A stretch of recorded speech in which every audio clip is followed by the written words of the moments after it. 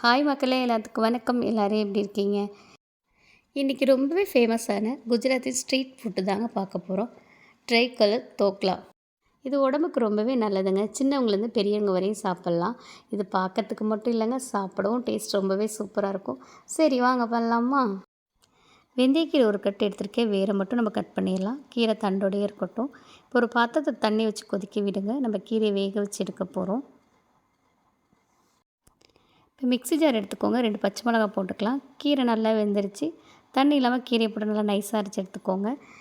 இப்போ ஒரு குக்கர் ஒன்று எடுத்துக்கோங்க. ஒரு 3 கேரட் போட்டிருக்கேன். இந்த கேரட் நினைகிற அளவுக்கு தண்ணி ஊற்றிடலாங்க. ஒரு 5 சவுண்டு விட்டு எடுத்துக்கோங்க. இப்போ மிக்சிங் பவுல் எடுத்துக்கோங்க. நான் அளவுக்கு கரண்டி தான் வச்சுருக்கேன். நீங்கள் டம்ளரில் கப்பில் எதில் வேணாலும் இருந்துக்கலாம். இப்போ 2 கரண்டி ரவை போட்டுக்கலாம். அடுத்தது 2 கரண்டி தயிர் ஊற்ற போகிறோம். புளிக்காத தயிர், நல்லா கெட்டியாக இருக்கணுங்க. புளிச்சா நல்லா இருக்காது. இப்போ தயிரையும் ஊற்றிக்கோங்க ரவையிலேயே.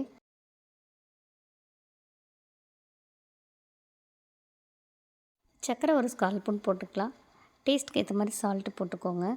இது நல்லா எல்லாத்தையும் நல்லா கலந்துக்கோங்க. கலந்து ஒரு 5 நிமிஷம் அப்படியே இருக்கட்டும். இப்போ 1/4 ஸ்பூன் ஈனோ சால்ட்டு போட்டுக்கலாம். இப்போ அரைச்சி வச்ச கீரையும் போட்டுக்கலாங்க. கொஞ்சமாக தண்ணி ஊற்றிக்கோங்க. போட்டு நல்லா ஒரு மிக்ஸ் பண்ணிக்கோங்க. நான் கேக் செய்கிற பவுல் தாங்க எடுத்திருக்கேன். நீங்கள் பவுலில் ஏதோ டிஃபன் பாக்ஸ் அந்த மாதிரி எடுத்துக்கோங்க. ஆனால் ஃப்ளாட்டாக இருக்கணும், பார்த்துக்கோங்க. இது ரொம்பவும் தண்ணியாக இருக்கக்கூடாதுங்க, ஓரளவுக்கு திக்காக இருக்கணும்.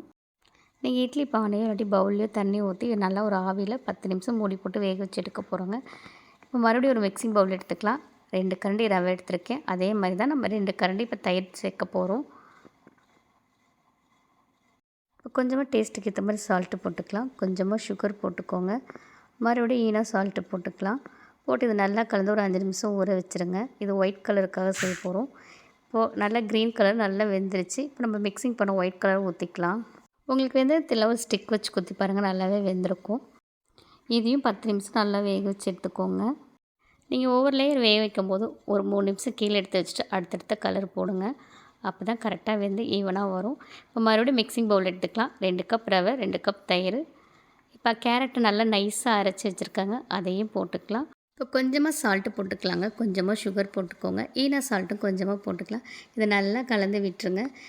இப்போ மேலே ஊற்றுற ஒயிட் கலர் நல்லாவே வெந்துருச்சுங்க. இப்போ நம்ம மிக்ஸ் பண்ணி வச்ச ஆரஞ்சு கலரையும் ஊற்றிடலாம். இதையும் நல்லா ஆவியில் 10 நிமிஷம் வேக வைங்க. நீங்கள் ஒவ்வொரு டைம் ஊற்றும் போதும் ஒரு 3 நிமிஷம் கீழே இறக்கி வச்சு ஊற்றுருங்க.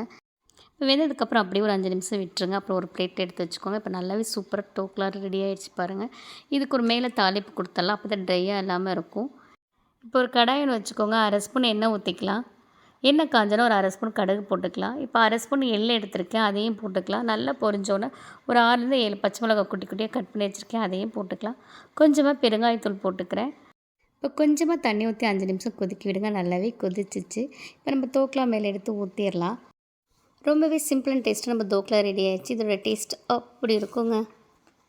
எல்லாருக்கும் இந்த வீடியோ பிடிச்சிருந்தா மறக்காமல் பாப்பீஸ் கிச்சனுக்கு லைக் பண்ணுங்கள், ஷேர் பண்ணுங்கள், கமெண்ட் பண்ணுங்கள், அப்புறம் மறக்காமல் சப்ஸ்கிரைப் பண்ணுங்கள். பாய் பாய், தேங்க்யூ.